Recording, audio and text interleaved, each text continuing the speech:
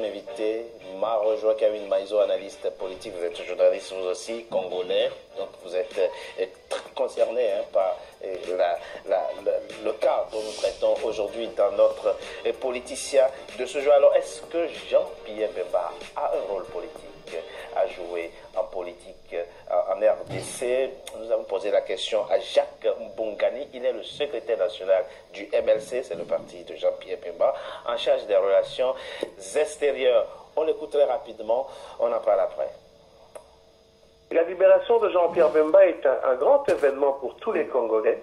Jean-Pierre Bemba n'a pas attendu d'être libéré pour contribuer à ce qui est quand même une stabilité politique dans notre pays. Vous devez savoir que le mouvement de libération du Congo, à travers Jean-Pierre Bemba, s'est beaucoup investi depuis Sun City pour qu'il y ait une transition dans notre pays et à respecter tous les cycles électoraux dans notre pays. Nous avons participé aux élections de 2006 et de 2011 et de manière républicaine, nous continuons à œuvrer au sein des institutions. Aujourd'hui que Jean-Pierre Bemba est libre, vous pensez bien qu'il y a une redistribution de la carte politique dans notre pays et c'est vraiment l'attente du peuple car la crédible et dont les résultats seront opposables à tous au 23 décembre 2018 tel que annoncé par la CENI.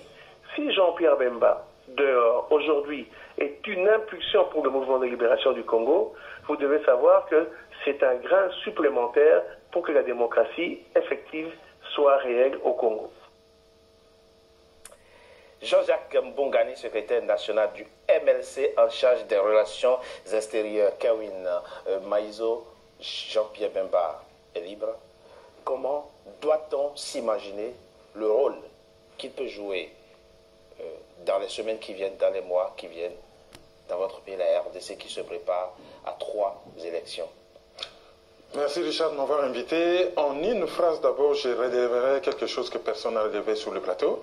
Lorsque lorsque les troupes du MLC étaient en République centrafricaine, ils étaient dirigés par le général Mustapha Mukiza, d'origine rwandaise, et ces troupes, on les appelait les Banyamulenge. Au Congo, il n'y a pas de Banyamulenge, donc on sait d'où viennent ces troupes. Il faudrait un jour qu'on songe, mais vraiment résoudre cette affaire où les puissances occidentales utilisent un groupe de gens pour devenir un danger public pour toute une région. Donc vraiment, il est temps qu'on mette un peu fin à cette affaire où des gens sèment la mort, mais un peu partout. Alors maintenant, je vais répondre à la question que vous venez de me poser. S'il vous plaît. Lorsque, sur le plan politique, parce que dans le volet de cette affaire de Jean-Jacques Bemba, il y avait un aspect politique des choses. On avait politisé la justice.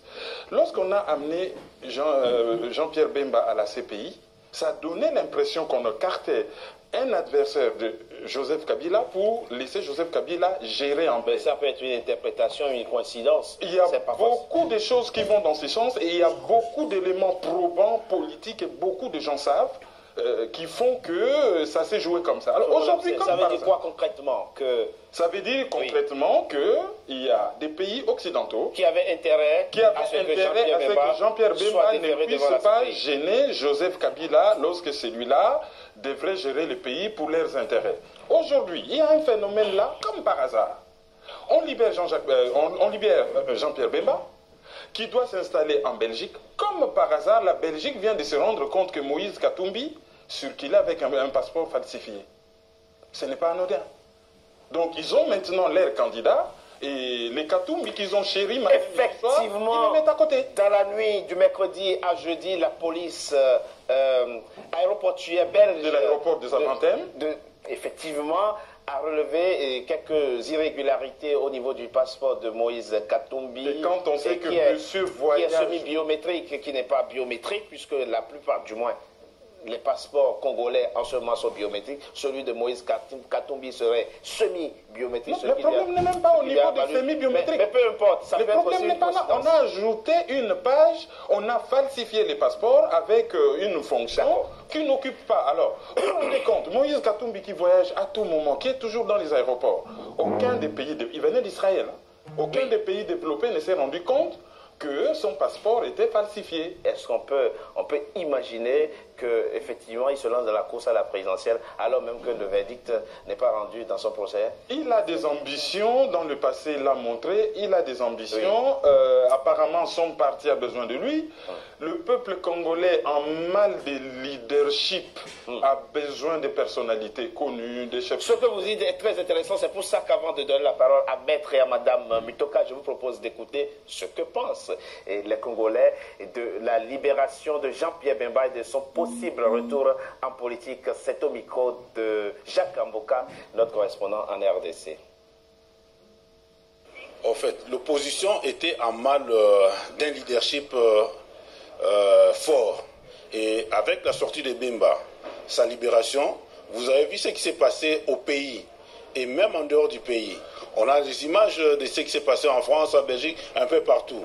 Donc, cela va de soi que beaucoup vont revenir vers lui et on va cheminer ensemble. J'ai bon espoir qu'on va finir par fédérer et avoir un candidat unique pour l'élection présidentielle auquel Jean-Pierre Bemba va participer effectivement. Tous ceux qui ont se considéré comme des leaders au sein de l'opposition devront refaire leurs calculs en tenant compte du leadership de celui qui vient d'arriver, et cela est important d'autant plus que l'on connaît l'impact du susnommé au sein de cette famille politique.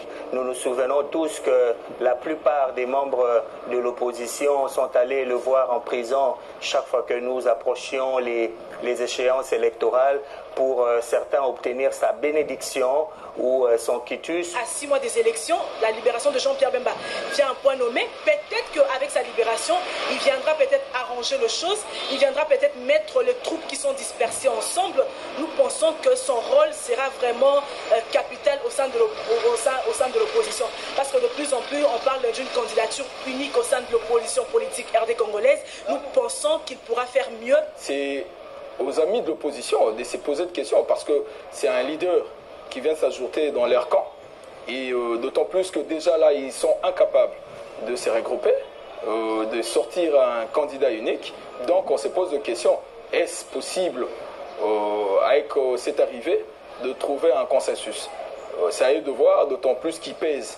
Ce n'est pas n'importe qui, c'est un leader qui est bien reconnu et accepté par la population. Et là, ils doivent réfléchir 2 fois. C'est quelqu'un qui amène une énergie positive dans le combat de l'opposition. Parce qu'il n'y a pas seulement Katumbi, il y a aussi Jean-Pierre Bemba. Parce que le MLC qu'on croyait aujourd'hui devenir un parti menu frétin, revigouré, parce qu'il n'y avait pas de leader. Donc, il faut comparer ou différencier MLC sans leader politique à l'absence de Jean-Pierre Bemba et le MLC avec Jean-Pierre Bemba.